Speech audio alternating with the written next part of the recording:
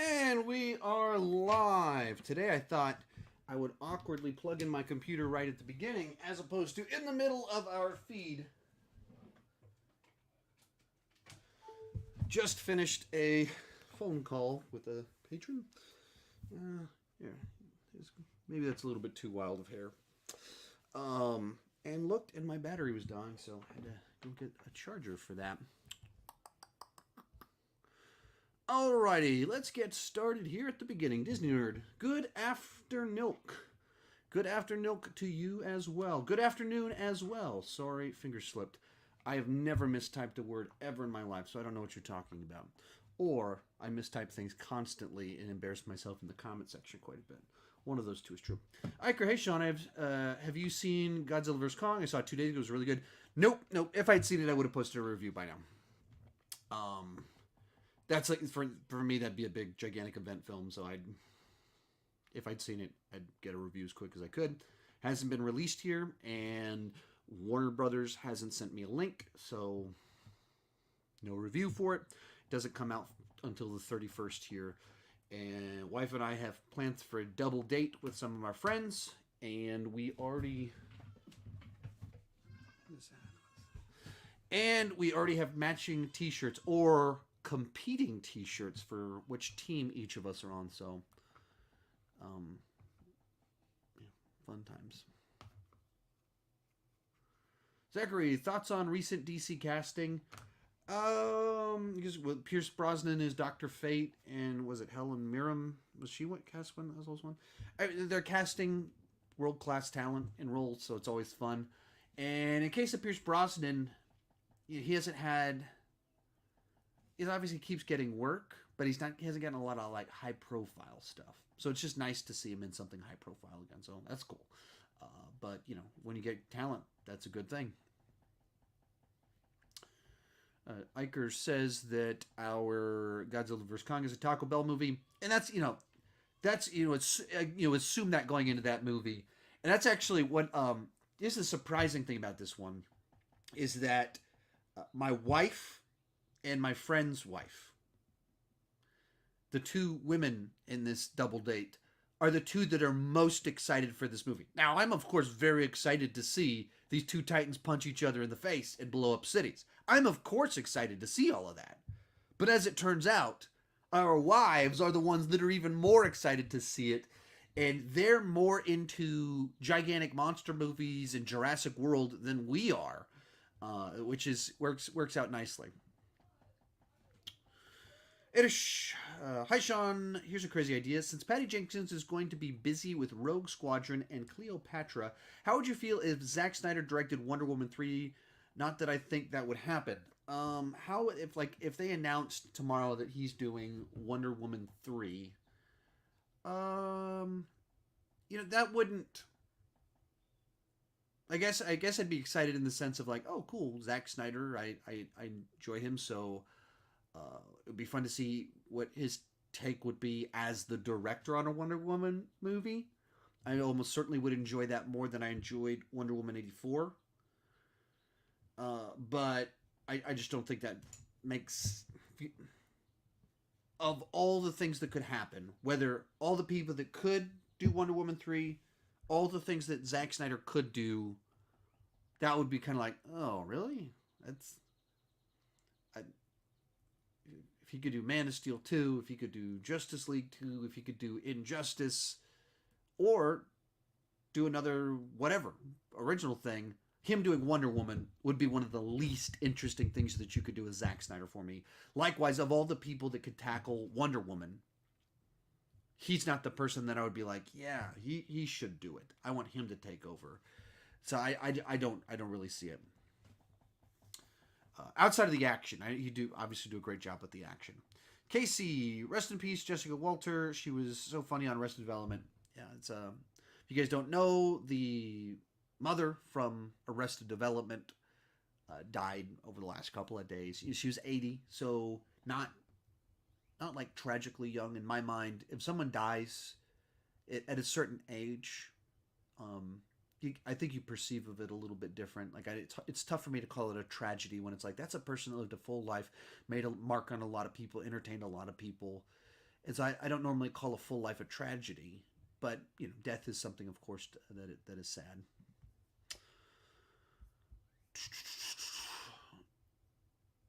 Gamerman, hey Sean, AVP Requiem is probably one of the worst movies I've ever seen. It's one of those questions, how it got made. I wouldn't even call the movie, call this a movie. Just geez, turn the light on.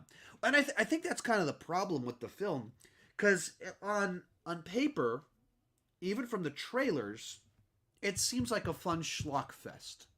That if you took the mistakes of the first Alien vs. Predator, which was that it was too into its mythology, it was PG-13, and so you didn't get enough of the R-rated mayhem that you would want from an Alien vs. Predator movie. So then you have these guys come in and they say, hey, we're going to do it's nasty. It's an all-out war in the suburbs. We're not going to Antarctica in this Lovecraftian underground temple. We're going to go to the suburbs. It's going to be normal people, predators, aliens, battle. On paper, that sounds like, yeah, that'll be good.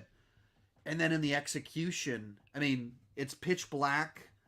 There's just these scenes that are just kind of distasteful, or like, when you're doing horror, you're always trying to find where's that line. And I think they crossed it multiple times. And there's just sequences that are like, they're meant to be horrifying, but they play in a way that's kind of funny. Like one of them involving a kid getting his dad dying, and like an arm gets cut off and it just like falls on the ground, like just right there in front of you, in a way that just looks funny. And it just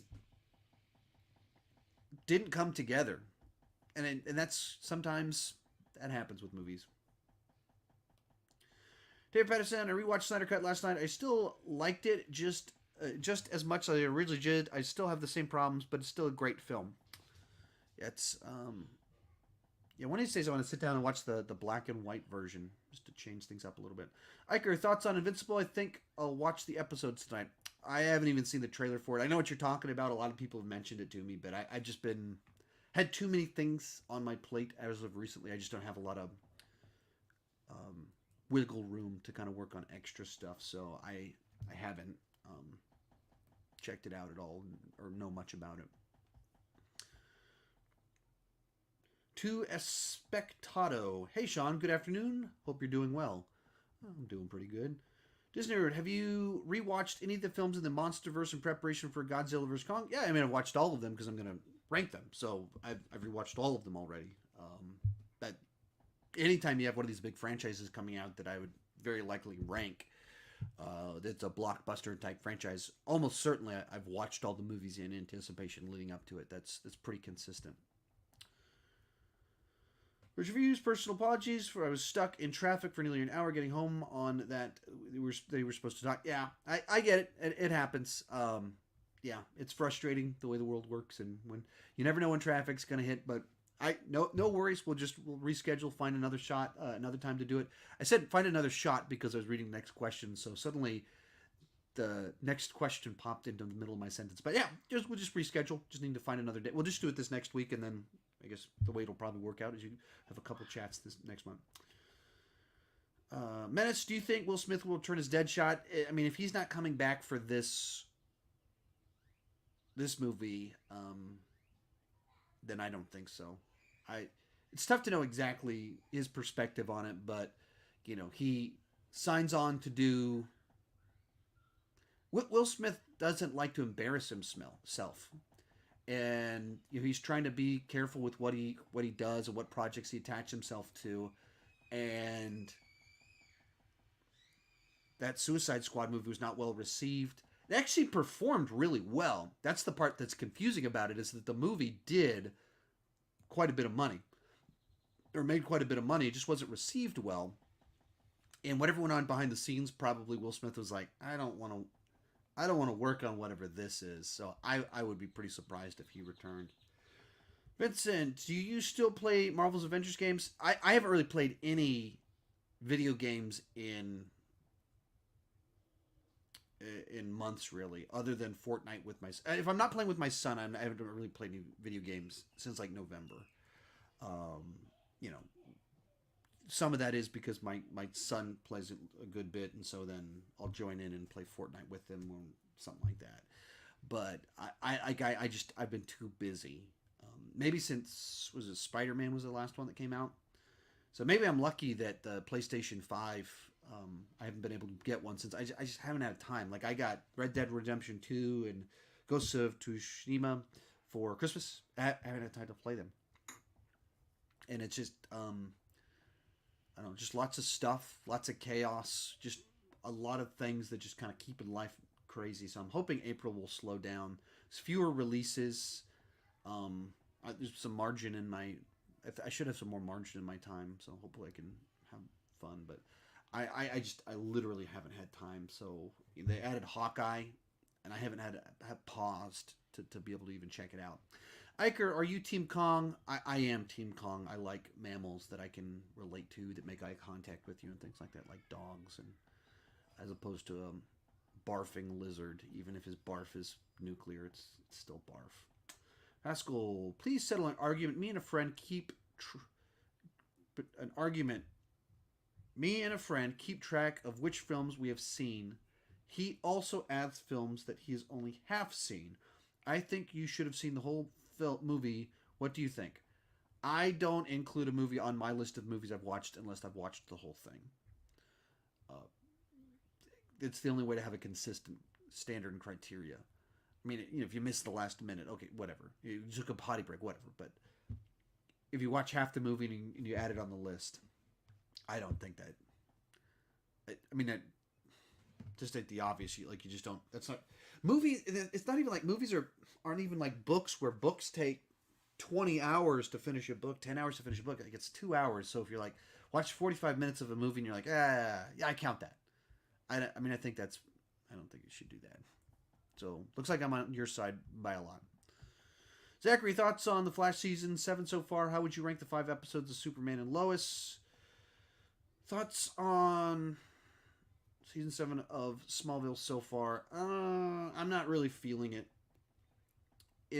Some of that's unfair. Some of it's they're in a tricky spot because the first 3 episodes were actually the end of season 6, so they had to finish that, and I mean, it's just a really awkward starting point, and then it's resolved very quickly. And some of the stuff they did with Barry and the Power of Love, it was literally a joke in Justice League. Days separated from when the Power of Love actually played out as a major plot point in the TV show. It was pretty bad. Like indefensible, like, oh no, what are you doing? No, that's not what that means.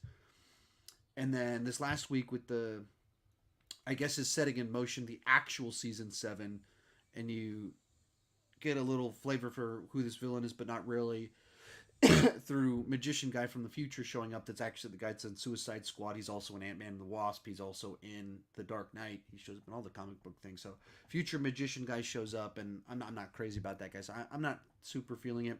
And I don't have a ranking of the 5 episodes of Superman and Lois. If you've been tracking with my reviews over on the additional channel, like I really don't have a ranking. I've enjoyed all of them. David Patterson just got the 3-disc set of the Lord of the Rings extended editions. That is a marathon right there to get through all those ones. It's 12 hours. Rich Reviews, favorite Larry McCurdy novel or adaptation? I don't even know who that is. Let's see.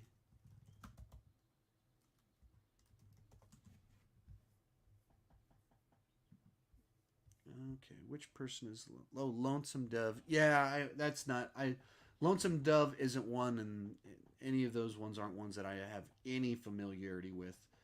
So I guess he wrote Brokeback Mountain, Terms of Endearment.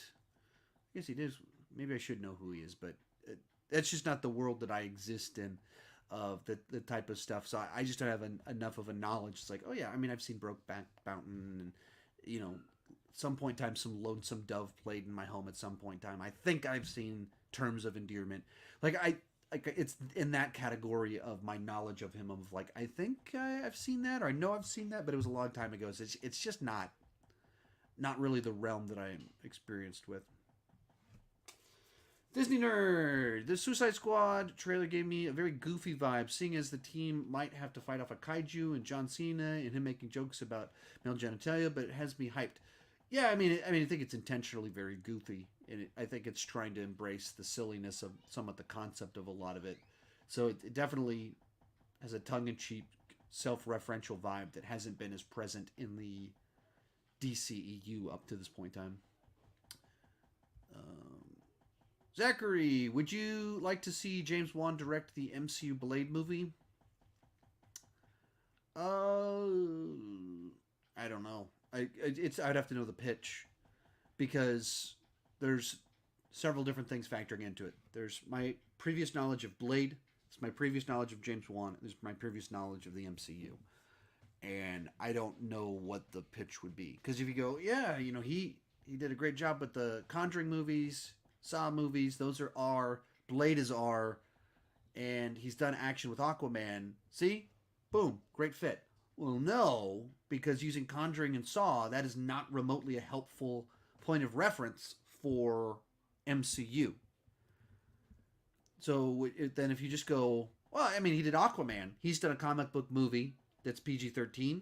Blade, they're probably going to want it to be PG-13. Boom, perfect.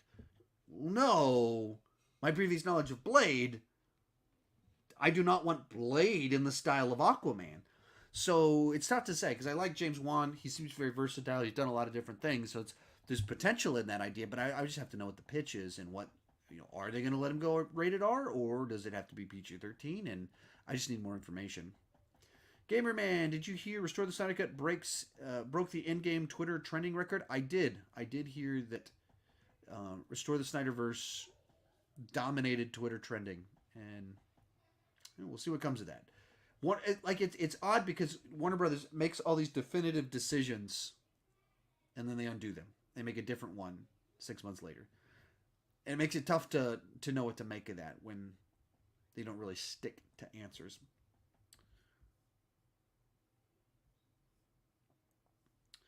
Iker, so last week on your Superman review, you said you didn't like the Freak of the Week, but is Batman, the animated series, not Freak of the Week because every episode is a different villain? I would pretty dramatically perceive of those. Sure. Yes, but you're talking about a cartoon aimed at 11-year-olds from 30 years ago versus a show about a family with 30 years of television adaptations. And it actually say no, it's not the same thing, because the difference is like the point of reference for the Freak of the Week comment in the Superman review was, in order to find an excuse for there to be a new bad guy every week on Smallville, every week a new person would be exposed to kryptonite and gain powers related to the thing around them. That is not the same thing as Batman the Animated Series. Batman had a 50-year archive of comic books to pull different villains from, with different origin stories. Some of them had, like, Harvey Dent was set up in like 5 episodes before he became Two-Face. So they had a whole arc for Two-Face. That is not the same thing as new person is exposed to kryptonite. Or on Buffy the Vampire Slayer, new creature walks through the Hell's Mouth. Like that's the difference. That, like, Freak of the Week is they come up with a cheap plot device for what produces a new villain for our superpowered person who happens to be in this location. Clark Kent happens to be in Smallville, therefore you have to have superpowered villains every single week that he has to fight. Well, that's difficult to do. Batman is not Superman. Therefore, there's a lot more villains that are probable to pop up. And it's that plot device element to it that's a gimmick. Kryptonite gives people superpowers. Hell's Mouth produces a new wacky villain each week. That's Freak of the Week, not Batman has a large rogues gallery and he defeats villains each week. Jotun Wolf, I don't know how to pronounce your name. I do apologize for that. Ideally, what director movie pairing would you like to see happen? Personally, I would love to see Nolan direct a James Bond movie, Inception and Tenet. Clearly pay homage to that universe. Um, so the one that I want, I don't know, I don't actually want it anymore because I think the franchise has burned too many bridges. But had we not gotten Terminator Fate, getting Lee Whannell to direct a Terminator movie in vein of the original Terminator. Hard reboot, reimagining for the 21st century. But the fact that we got Terminator Dark Fate, it's like one too many missteps, one too many attempts. And so I don't think you could do it. But I think if you hadn't done that, so the last thing we got was Terminator Genesis 2015. And then in 2024, 9 years after Genesis, 40 years after the original film, do a hard reboot. Lee Whannell brings his kind of his screenwriting, his get a lot big bang for your buck sentimentalities with directing, getting a lot done, practical effects, not a big CGI spectacle, true to the tone of the original, but with the flavor of Lee Whannell. Do a reboot like that. That's the one that has been in my mind for a while. But because of Terminator Dark Fate, I just think you need to take even longer off. Kind of the clock for how long until you can do a new Terminator movie, try something. It just got pushed back another 5 years or something like that to where you can't do that 40th one. David Patterson, do you think we're going to get Lord Miller Solo? Nope. Disney doesn't play that game. Disney is much more protective of their brand. So I don't think that'll ever happen. Disney Nerd, do you think any of the revival era Disney films can stand toe to toe with the best Renaissance films? No. I mean, later this year maybe I'll have a different opinion on that. But when I do my ranking of top Disney films, pretty sure you're gonna have like 4 Renaissance films above the highest revival film. To Espectado, thanks for uploading more on the Real Creators channel. I like hearing your input. No problem. Glad I can help. I've been wanting to do that for a long time, and this year I haven't really had the margin to do it either in my time, but I set a goal to do it, and I finally missed a week this week because I've been really too many things going on. It was my kids' spring break, and I was trying to spend time with them, and it's like I couldn't get one last week, and then so I should have something tomorrow with more with Austin Burke that I would have done a while ago. I've just been with all the Snyder Cut and Falcon Winter Soldier, and I've got a big thing going on behind the scenes, that big sponsored video it's just a big project that it's very cool in certain senses and very frustrating in others because it's just a lot of work that goes into a big project. Jay Patterson, I'm watching through all the Superman movies. I rewatched 1978 the other day. I really liked it more than I originally did. Bump up my score from a B to a B+. Such a classic. Yeah, it's a tricky one because it's a 43-year-old movie, and the first movie that really did extensive people flying stuff. That it's now very easy to do that. Like I could do it with my green screen right over there, and I've even done some little videos here and there where I've done some flight things, and you can do amazing things because of computers that you just couldn't do. And so there's dated stuff, and they were inventing the genre as they went along, and so there's things like some of the humor, the tone are very different from what we would do now, but it's also a movie that it really did invent the genre. Batman the movie came out a decade before it, but that was an adaptation of a campy TV show. It's not the same thing as the genre as we know it. Editor, I'm trying to watch the Clone Wars, but I find myself pretty indifferent to it halfway through season 2. Is it worth sticking out for the later seasons? I heard season 7 is amazing. I'm not the right person to ask. I have stuck through it. I have watched through it. I tried to watch through all of it to do a ranking and writing notes and stuff, but it was work to get through season 1. I think it does get better as it goes along, and it ties more into episode 3 and sets some things up, and so it does get better as it goes along. But if you're waiting for it to just it's like I'm watching a movie, I think you either get that or you don't. And there's a lot of people, I know a lot of people that like that TV show more than most all the movies. and I'm not in that category. It's that sort of. It's just tricky. For I'm not. I'm probably not the right person to ask because I'm probably a little bit more in line with where you're at. I would be like, yeah, man, is this worth getting through? That's closer to me. Menace Ninja, did you hear about the Toby and Andrew Garfield's were leaked to be in the upcoming Spider-Man film? I mean, there have been rumors, leaks about this for a year now. So I don't know which ones you're specifically referring to. I don't follow any leaks.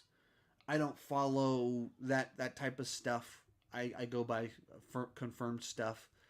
But this has been the thing that everyone's been leaking, rumoring, scooping for literally a year now. So I don't believe most of it in the sense that people know that they can make up something fake and get people to click on it because there's enough smoke that there's some sort of fire going on. So I don't believe any individual report in a certain sense. And at the same time, I fully would not be surprised at all when they show up in the movie.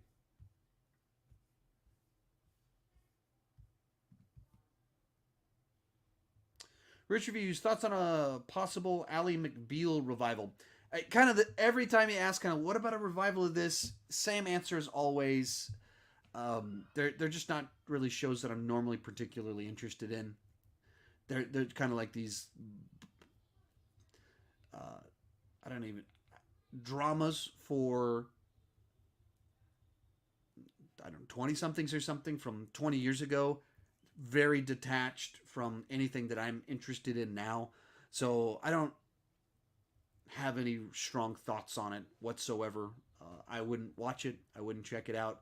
And in my mind, the thing that's interesting about Ally McBeal is that Ally married Harrison Ford, and that it's the TV show Robert Downey Jr. got fired from, and that's when people are like, man, this guy's career's over. Robert Downey Jr. is never going to recover from this. He was a side character on Ally McBeal, and he got fired. Spoiler alert, Robert Downey Jr. did make a comeback after that. Christopher Ard, what did you think of Mighty Ducks Game Changers? I have a review on my second channel. I posted it this morning, so I already posted my thoughts. I thought it was actually pretty good. It found the kind of like right little angle. It was respectful enough, but didn't lean too much into nostalgia. Some of the kids are pretty charming and cute, so I thought it actually worked, and so I enjoyed it probably more than I was expecting to enjoy it. Chad Duckenfield, have you seen Deadly Illusions? If so, what's your opinion? Sorry if you've answered this. Just join your Patreon. I'm probably very behind the curve. No, I have not. Deadly Illusions. Look that up. Deadly Illusions. Okay, so it's a new one from this year. Oh, gotcha. Okay. Yeah, I have not seen it yet. I was trying to remember. I haven't seen a trailer for it either, but as soon as I looked it up, I know which one you're talking about. So, now it's not one I've been able to check out yet. I think I'm going to be seeing like 12 March movies. So March turned out to be a very busy month for new things. Maybe I'm making that number up. Sometimes I need to learn how to count. But I've seen quite a few movies, but I have not seen Deadly Illusions yet. Did you hear Tobey Maguire and Andrew were shown in merchandise for a new Spider-Man film today? No, I just don't follow any of that. I don't really even want to hear it because I don't want things spoiled for me. It's not interesting to me to have like I found this out early, but even a lot of times when it's like merch leaks, some of that stuff turns out to be true. Some of it sounds pretty sketchy to me. So I don't know. I literally have no knowledge of that sort of thing because I just don't follow it at all. Iker, when Superman and Lois ends, will you rank the episodes? I plan to. I think it's 15 episodes. So 15 episodes, that's within a realm. When you're at a full 22 episodes, that just feels like too much. 10, like the 8 episode, the Disney Plus model, that's like super easy to do it. It's a stretch at 15. So if it stays at 15, I think I will because I've been reviewing them on the second channel. So having some ranking on the main channel, I think I'd like to do that. But Um, I'm planning on it. Is where I'm currently at. Landon, I don't think there needs to be for an air cut. The tax killer is downright bad, and we're already getting a soft reboot. What are your thoughts? Um, I want to see it. A director made a movie that hasn't seen the light of day, so he's made some not so good movies, and he's made some that are pretty good. And the fact that we know WB was making bad choices in that window of time, and the logic behind why they did the version they did, um, makes me want to see what he intended. I don't think it'll be nearly as good as the Justice League, but then again, I didn't think Justice League would be nearly as good as the Justice League. But uh, I don't think it'll be worse than the one we currently have, having the proper like showing the movie in order with character development instead of using pop music to try and flesh out their character arcs. Um, the ending he originally had planned, like I think all of it, they just totally tinkered with and redid the movie to be something totally different. And you feel that while you're watching it, it's like it's just incoherent. Like, you know, what is this thing? And the reasoning they gave was we wanted it to be more like the trailer, we wanted it to be more like Deadpool, we wanted it to be more like the MCU. That's just not a good reason to tinker with someone's work, and that's the same thing they did with Justice League and made it a disaster. So I think there'd be something much better if they reworked it. Matt McCarthy, would you consider ranking the Joe Johnston films when Shrunk comes out? Um, is he directing Shrunk? If he's not directing it, no. Oh, I didn't type in Shrink. There we go. Oh, he is.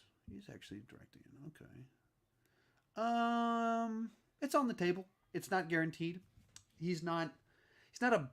Certain directors are a brand. Like Zack Snyder's a brand. Christopher Nolan's a brand. People know their names, and they think about their movies as a specific thing. But Joe Johnston isn't really in that category because you think, you know, Honey I Shrunk the Kids, Rocketeer, Captain America: First Avenger, Jurassic Park 3. Like it's kind of all over the place, spread over 30 years. So I just don't think average viewer person thinks about them in that way. So it's on the table, but it's not a lock that I would do it. Disney Alert. I like Kong a lot more. He's more relatable. He's far more human than Godzilla is. I personally feel like the film will dig deeper into the trauma of when he lost his family in Kong Skull Island. Yeah, he's exactly. Zachary, do you have any thoughts on what's going on with Army Hammer? Nope.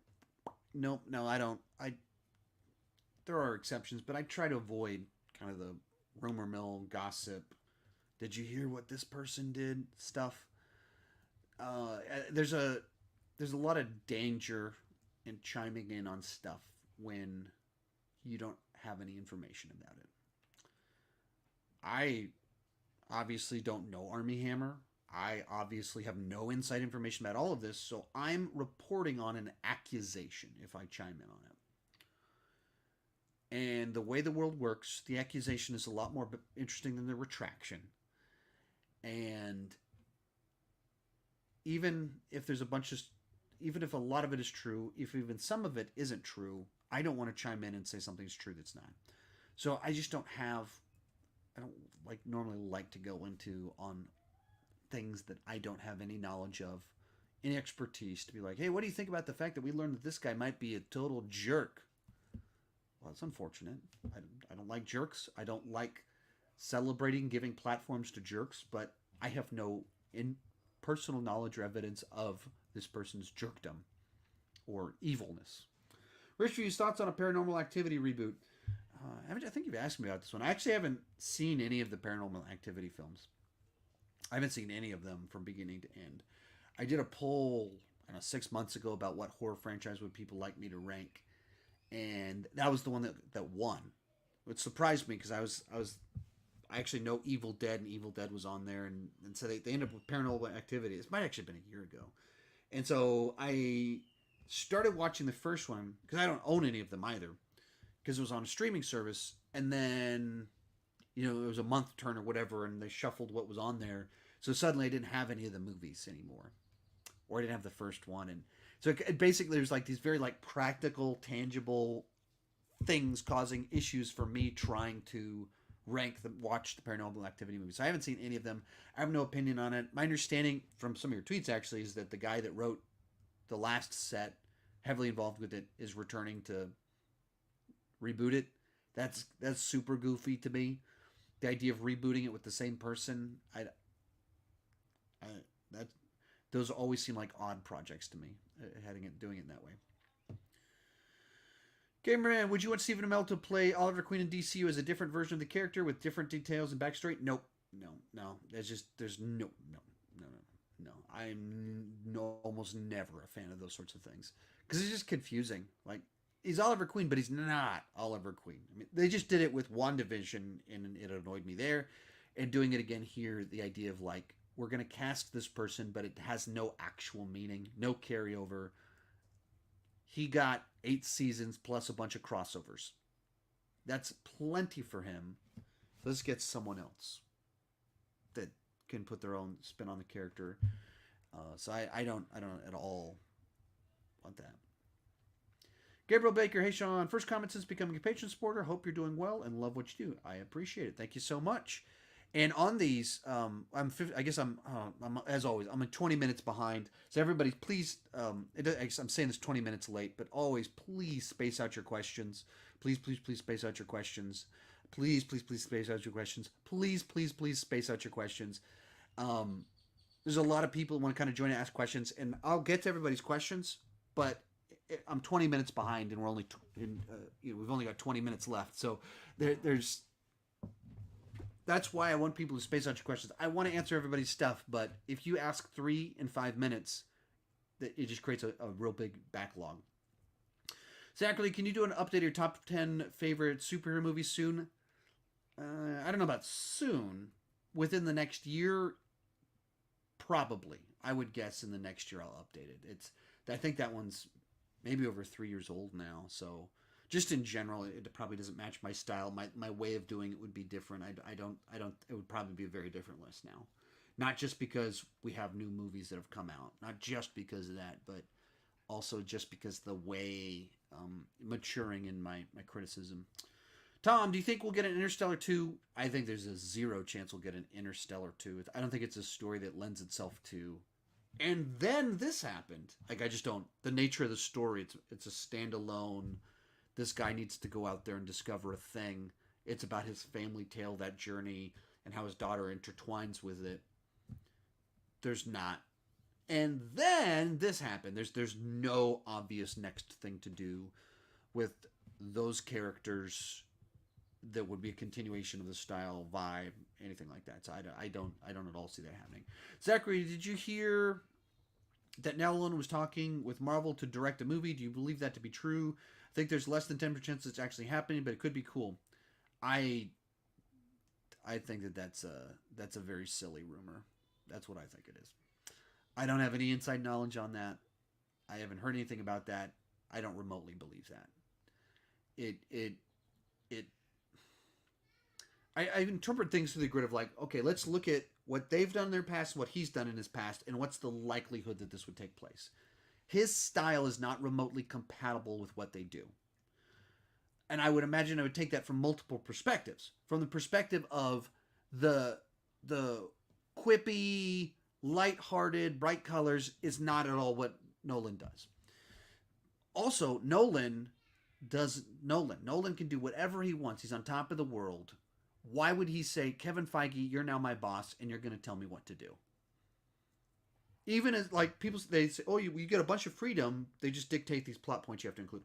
Why would Nolan do that right now? So I don't in any way believe that, like, at all.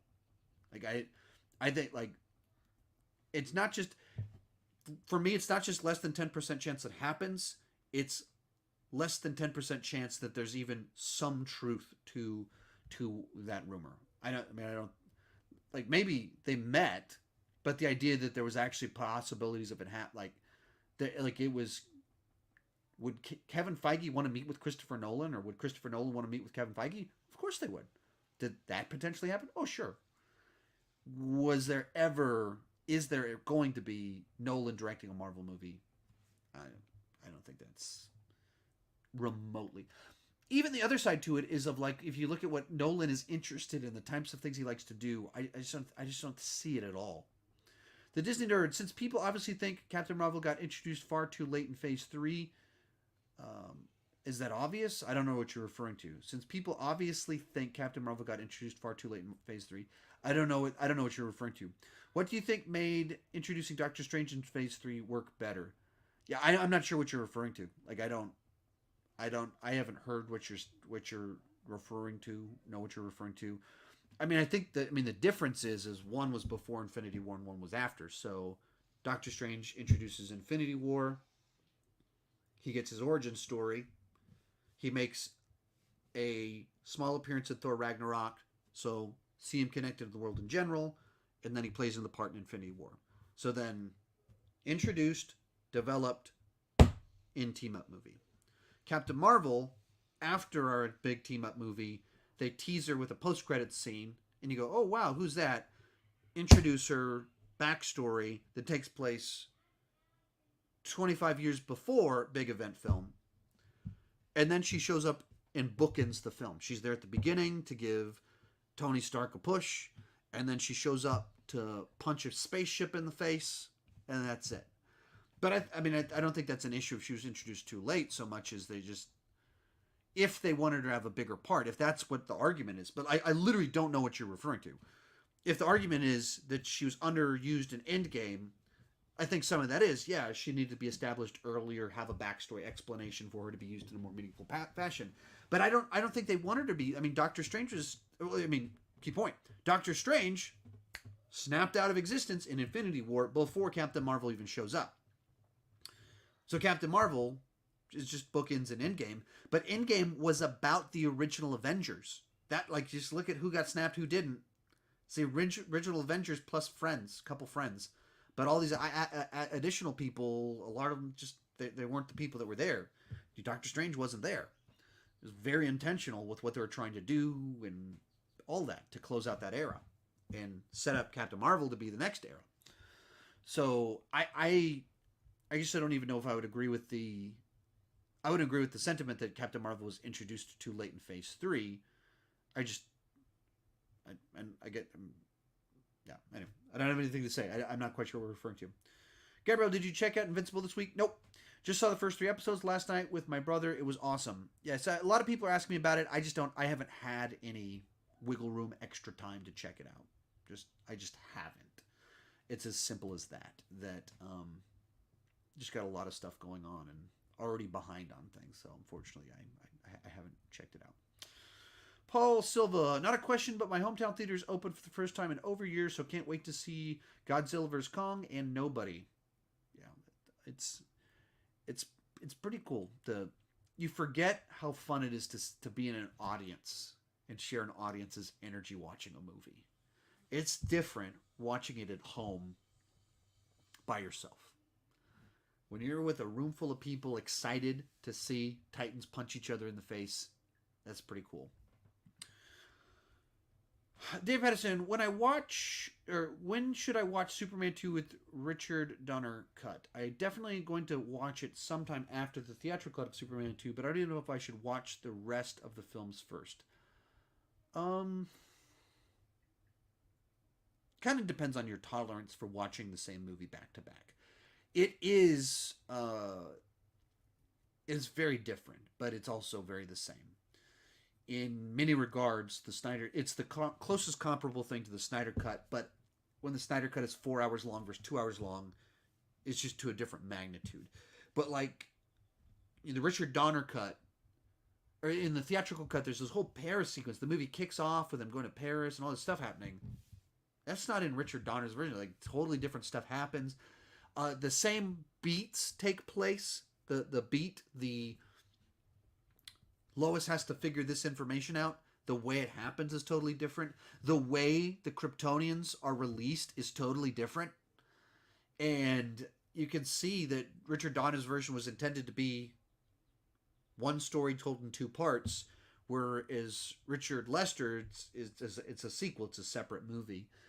And so I mean, if you can tolerate watching the same movie two times in a week, I'd watch them as close together as you can, because I think it's most interesting seeing the differences and the similarities and the all of that. I think that's what's seeing different directors handle the same character in the same story. That's what makes it so interesting to me. So I think I would do it very close together. Gamerman, would you say every season of Supergirl is worse than every season of Arrow and Flash? I'm not asking to rank them, just generally speaking. I don't think I could say that offhand. It's I mean I don't think I would say that. There's a couple of those seasons of Arrow that were pretty frustrating, but maybe at the same time because all of Supergirl was pretty frustrating to me. So I'm not sure, but I mean that's the dilemma, or that's the conflict as to why I stopped covering Supergirl. Is that I was just like, categorically speaking, I like this significantly less than these ones that I've been covering up to this point in time. There's shows that I enjoyed, and there's things I didn't like, or they diminished in quality, or got frustrated.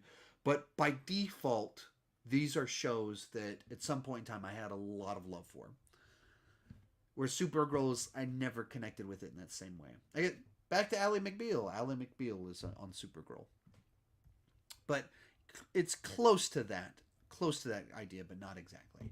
Corey, since the Snyder Cut came out, everyone has been wanting the story to be finished, which makes sense because it looks like it's going to be a great story. DC said no films, but what would you think about?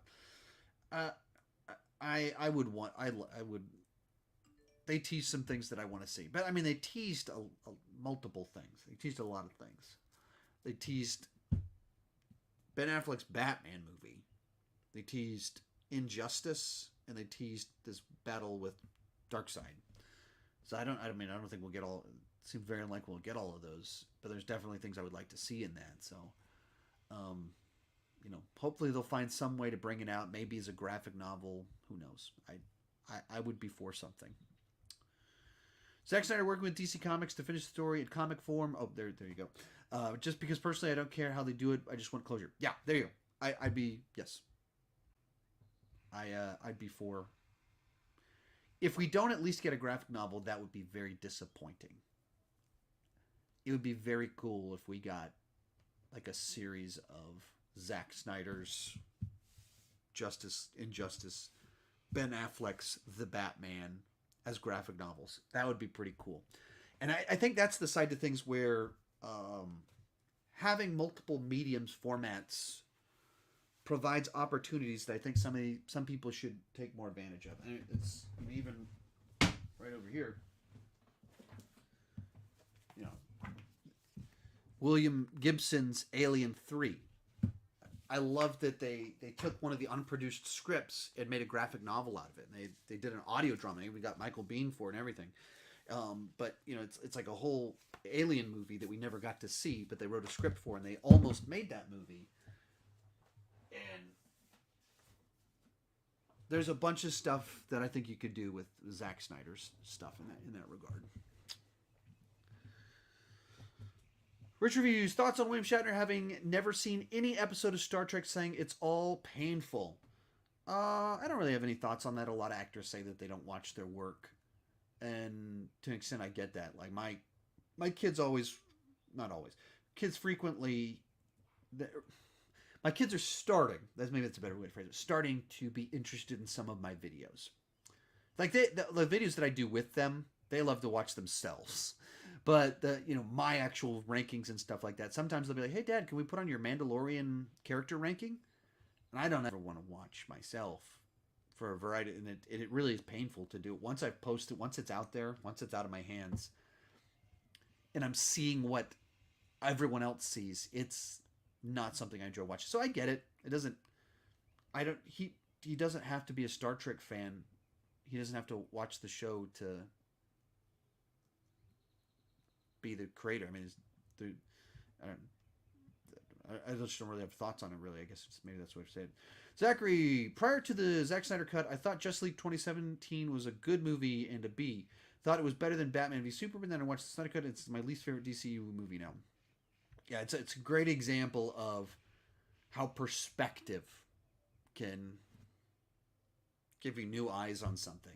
Like when you see, as soon, maybe another way to say it, like sometimes you see something, you can never unsee it. Like when someone points something out in a movie, in Star Wars, if someone points out the part where the stormtrooper bonks his head, you can never unsee it. Someone points out like a coffee cup. I think that was the thing that happened on Game of Thrones. Like a coffee cup was left in a shot or something like that. And as soon as you see it, you can't unsee it.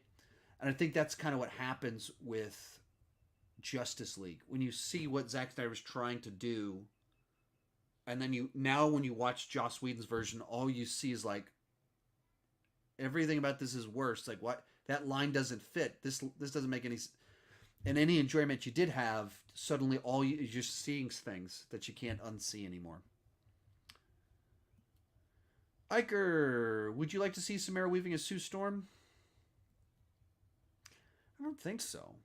I don't think so based off what I've seen from her thus far. But what I've seen from her thus far is that what she brings to the table is a certain kind of wacky energy, like this charismatic insanity that worked great in The Babysitter, worked great in Ready or Not, Mayhem, and she did a number of these horror films that had just brought a certain chaos to it that was likable. But I haven't seen her play something like a Sue Storm that's a little bit more of a traditional grown up. And that's where I just don't see it at the moment. Sometimes it's also a matter of I'd have to like depends on what this version of Fantastic Four is going to be. Without knowing what it's going to be like, it's tough to make a particularly good guess. So that's what's tough for me. Like if they announced that tomorrow, Samara Weaving as Sue Storm, I wouldn't be disappointed. Or maybe that's another way to put it. I wouldn't be disappointed. I'd be like, oh, that's pretty cool that she's going into the mainstream. I'd be excited for her, and I'd be excited to see what she's going to do with it. If I was doing my fan casting, even with you putting that idea in my head, that's not what I would go with. But, yeah, anyway. Menace, are you excited for the new Black Adam that comes out later this year? I don't think it's later this year, and it's not. I think it's been. I don't think it has a release date at the moment. Let me check.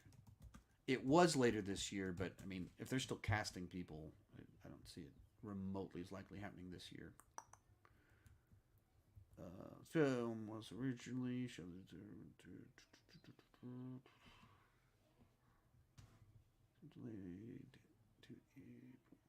Yeah, due to it's now at April 2021 is where it's currently scheduled for.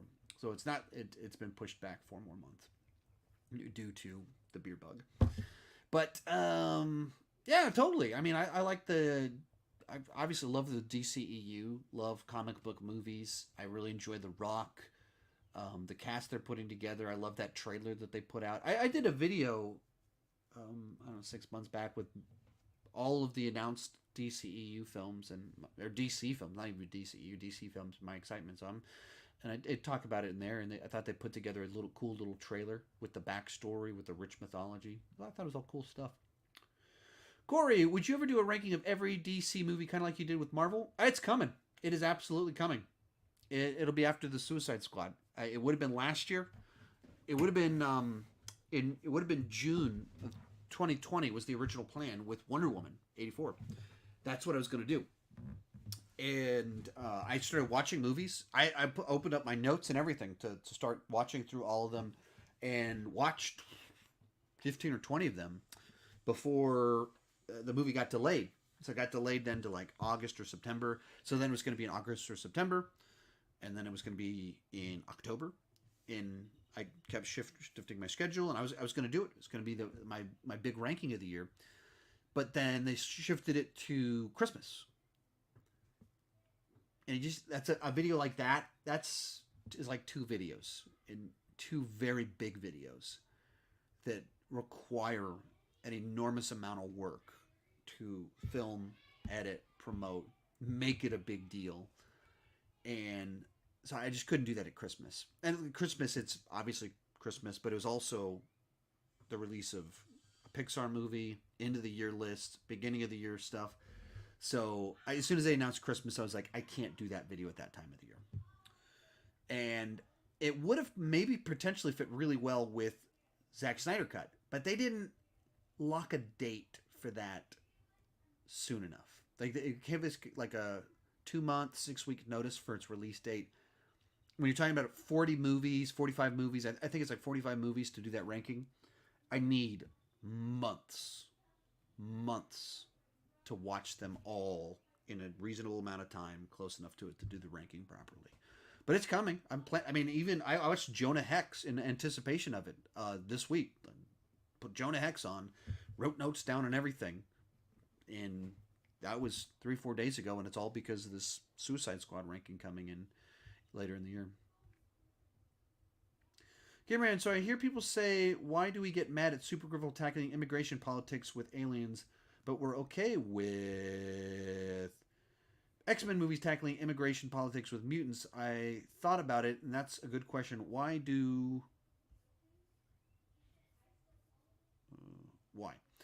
I mean, I think there's several different things related to it. X-Men was created as allegorical storytelling. It was built into it. It was built into it. That it came out of the 1960s. It was about civil rights. It was all of, like, that was the entire concept of the X-Men, was tackling racism through comic book characters.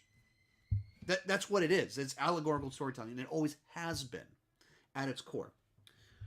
But that's not what Superman or Supergirl are. So the analogy starts to get a lot more forced and doesn't work nearly as well.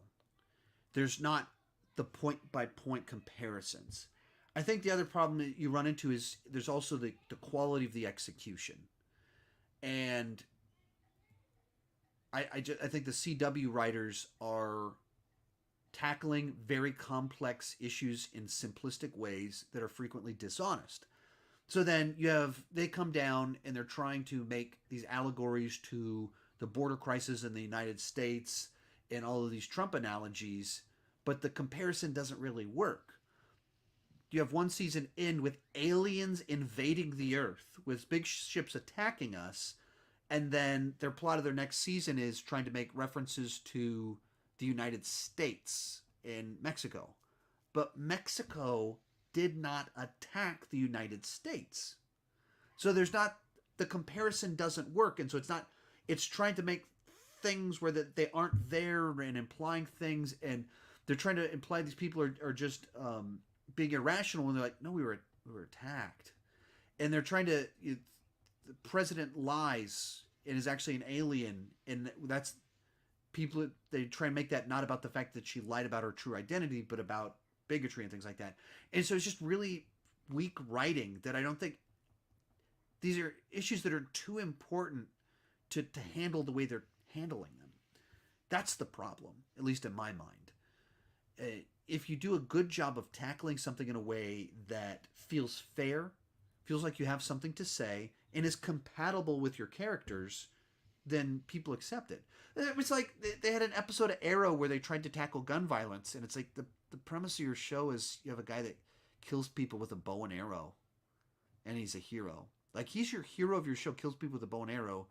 You are not the right mechanism to tackle this subject.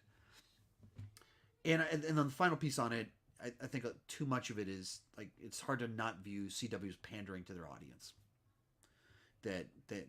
That's what a lot of it feels like. It doesn't feel like an honest discussion of a subject. That's a big part of the problem. It just doesn't feel honest. Iker, why is your Instagram called Easy Walk? That goes back to 1995, and it actually is a reference to a Christian group called DC Talk, and some guys I knew, we'd created a parody group called Easy Walk because we liked Weird Al and we liked this Christian group from the 90s. Easy Walk was the name of it. So we did a parody of one of their songs at youth group. Literally 1995. So actually before that, I think it was 94. So my first email address that I ever had, just because that was the thing that I was doing at the time, was Easy Walk. EasyWalk at AOL.com. And I still have that email address 28 years later. But so then I started putting a username that I just used for stuff, because sometimes if you can't get your name and you're just putting, weird surfer dude 847 or have Easy Walk, I'd rather have Easy Walk, so Easy Walk. There's the story. It goes back almost 30 years now. Rich reviews. Would you consider Johnny's Depp career over, considering that he lost his appeal? I think his era of being A-list blockbuster guy, that's probably over.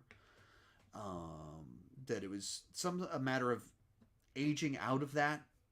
Some of it's a matter of he had 15 years in that role. Some of it's his own personal struggles and the way that things have rolled. But, there aren't a lot of people that stay in that category for over 20 years. There's not a lot of people that stay in that category after the age of 60. And so you just reach a point in time where you just get different roles and your legacy changes. So you look at guys like Stallone, he's stayed prominent in the industry for 45 years now. And we're getting very close to him, 50 years as a major player in Hollywood. And, he hasn't been like a huge box office draw in decades. He's been in high profile things. He's been in hit things, and he's had successful things. But the Expendable movies, those were profitable action films, but they're not billion-dollar films. And then, Rambo, The Last Blood didn't do all that well. He does a lot of direct-to-video stuff, and then he's side characters in a few things, but it's just the era of him is this huge. It passed. So that happens for everybody. At some point in time, when you're 60, you're just not the draw that you once were, and that's kind of where he's at. Landon Peterson, congrats on a great work of videos. Have you seen any True Detective? Not really. I have, but I haven't actually watched through it, so I can't comment too much on it. Menace Ninja, can you guys hear anything? I assume he's talking to all you guys around, wondering if tech was. I assume you're asking about tech. If I did go blank on stuff, I certainly haven't picked up on it myself. The Disney Nerd, my apologies. What I meant was Captain Marvel didn't teach us much about her. We have learned a lot about her since she was introduced. I think she should have gotten a better introduction. Well, I would say that her movie could be better. I certainly would agree that it has faults. I think there's things that the handling of the character is left wanting. Christopher Ard, I was a big fan of The Flash during the first couple of seasons. I watched the first few minutes of the first episode of season 7. Just wasn't into it. Should I give it another chance?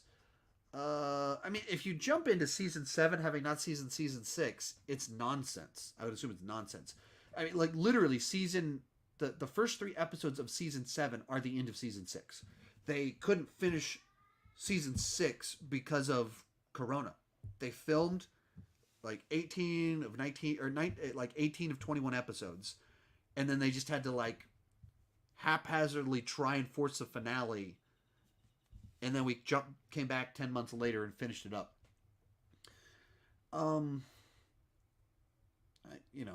not going to try and convince you to go for it. I'm not going to be that person. I think it's lost a lot of its magic.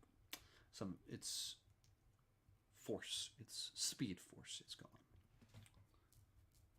Gamerman 9000. I didn't know people hated the X-Men franchise. Apparently, the X-Men comic book fans hate those movies for not representing the X-Men as heroes.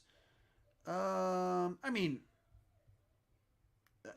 wouldn't make a definitive.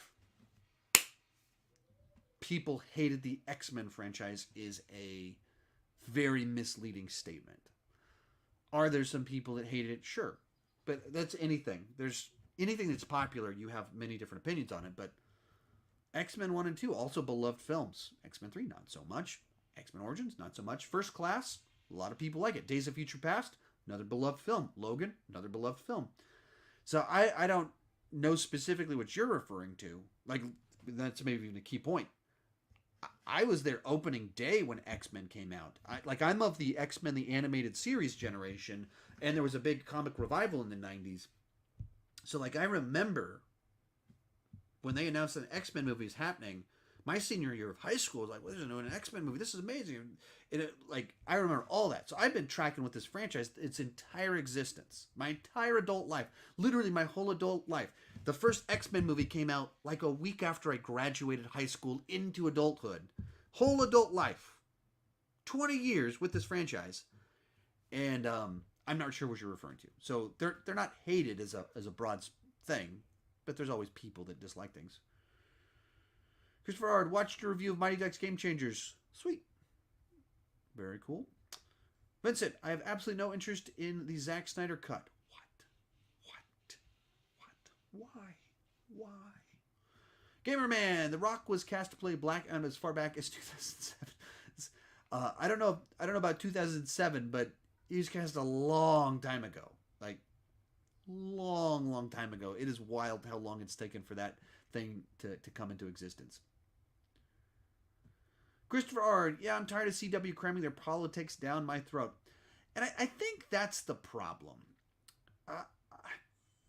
Some people are just sensitive to anything that's politics, anything that has an agenda, they get annoyed by. Some people are just like that. Like, if it's not what they agree with, they're annoyed that it's something different.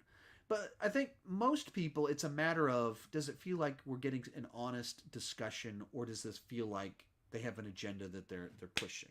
They're just trying to say talking points that they agree with. It's not really about exploring important subjects.